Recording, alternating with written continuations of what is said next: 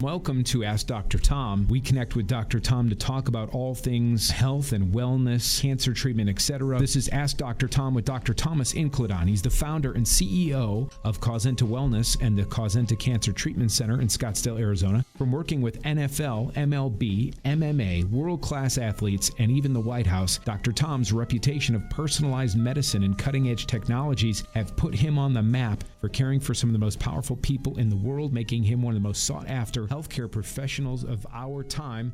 But what is cooking over there at Causenta in Scottsdale, Arizona with Exosomes? I know that you did some tests on yourself with them, but what else is going on with Exosomes and stem cell therapy? A lot of things, man. So first, just kind of review some things that we uncovered. July of last year, I did a procedure where we took a single vial of exosomes, had about 2.5 billion exosomes in them, and I had that injected in 7 different joints, and then in 2 different vertebrae in my spine, and then in 2 different places injected into my spinal cord or spinal canal. So essentially, it was like I did the treatments for 11 men. I did them all myself at one time. And at that point, that procedure ran about $45,000 to do all that stuff. And I could tell a difference within an hour. And by the next day, I remember talking to my medical team, and I was like, look, guys, this works. I feel like I could deadlift a truck right now. And they, of course, these are docs. They've never worked out, never lifted weights. And like, what do you mean deadlift a truck? Please don't hurt yourself. I'm like, I'm not going to get hurt, but this stuff works. And they're like, there's no way you can evaluate something working in 24 hours because you can't change joint structure that quickly. And I'm like, I'm not saying my joints structure changed. I'm just saying I just feel amazing. So as time went on, then winded up that it was now, let's see, so that was July. So in August, we did a similar procedure. We did again in September and October. Well, by November, the technologies have improved so much that now a single vial of exosomes was now at 100 billion. And then we were doing IV of exosomes at 300 billion. So now I'm doing monthly 300 billion, what before would have been like 2.5 to 20 billion. So I'm doing this stuff intravenous. And I could feel all the inflammation in my spine totally gone, the stiffness and almost all my joints totally gone. So some amazing results. Well, that's translated out till now. We're exploring things where we're applying the exosomes topically, and we're also using them. We can nebulize them and do them intranasally. So we're able to get those exosomes to parts of the body in a non-invasive way. It's very simple. And the results have been incredibly, almost magical in appearance. We've treated people with cancer who had open wounds that weren't healing. And I don't think the exosomes had anything to do with the cancer treatment. I think that was some other stuff, but it's difficult to, once you start doing like 5 things to someone, it's hard to know which one's doing what. But we're able to show giant tumors shrinking and at the same time open wounds getting healing. So pretty amazing things.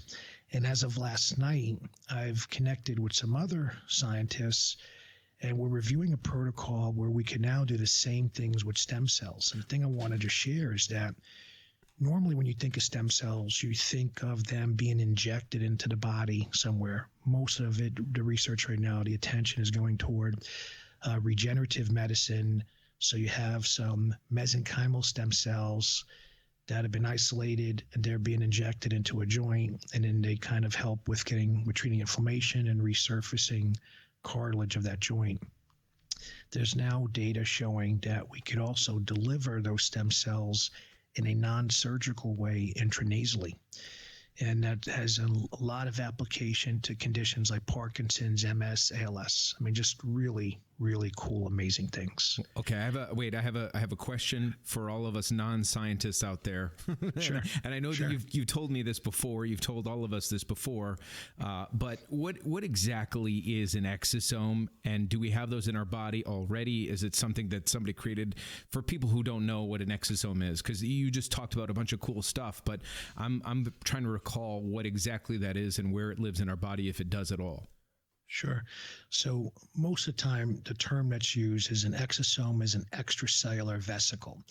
Basically, kind of think of it as like there's some material inside the cell, and the material looks like a ball.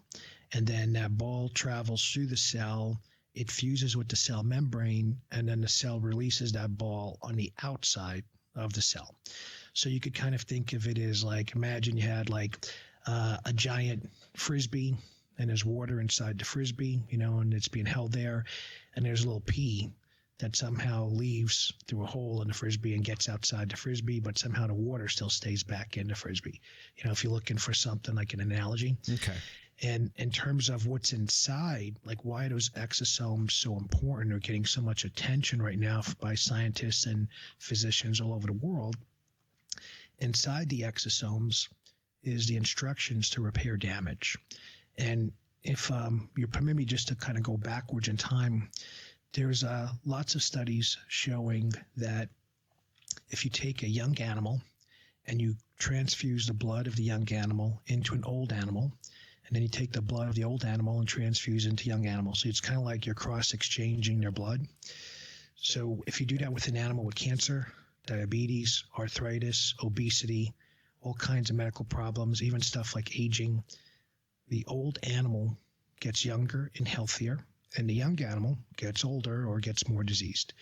So the idea is that there's something in the blood that's repairing damage or treating disease of these animals. And this would be, mice studies or rat studies, if you will. And so what's happened over time, at first they thought it was hormones like testosterone and growth hormone, maybe IGF-1. And so they started looking at growth factors. And they thought, well, maybe it's stem cells. And now the thinking is that it's the exosomes, and the reality is you're doing whole blood from one animal to another. So you're getting a lot more than just, any one of the components I just mentioned. But that's led to where we are today, where now we're looking at if we just put exosomes into damaged tissue, it appears that we could repair that damaged tissue because the exosomes contain the instructions on how disease cells can become healthy. So it's kind of like just telling, an old broken down cell, hey, here's how you have to fix yourself, and then it fixes itself. So I'm asked all the time by patients, what's the difference between personalized medicine and traditional medicine? And in traditional medicine, there's a singular approach. So you have cancer A, and for cancer A, here is the standard of care treatment. And after you go through the standard of care treatment and it doesn't work, typically there's not a plan B. There's not another option. So then patients are told, hey, there's nothing else that can be done. And so then they're convinced that, hey, there's no hope and we can't do anything else. Now I want to contrast that in a personalized approach that we have at Causenta. We're going to measure all kinds of details within your body. And we're going to find lots of areas that we can actually improve your health. And then indirectly, by improving those areas, we're going to help you do a better job at fighting cancer. So where someone else would say, hey, there's nothing that could be done, we're going to say, hey, there's lots of opportunity here to improve your health and make sure that you have a better quality of life so that you're able to function and live life under your own terms and not just waste away in a bed in hospice somewhere and watch everything go by you as time passes on. So if you or a loved one has been diagnosed with cancer and you're looking to get help, I strongly encourage you to go to causenta.com and fill out the form at the bottom of the page and find out for yourself how we can help you.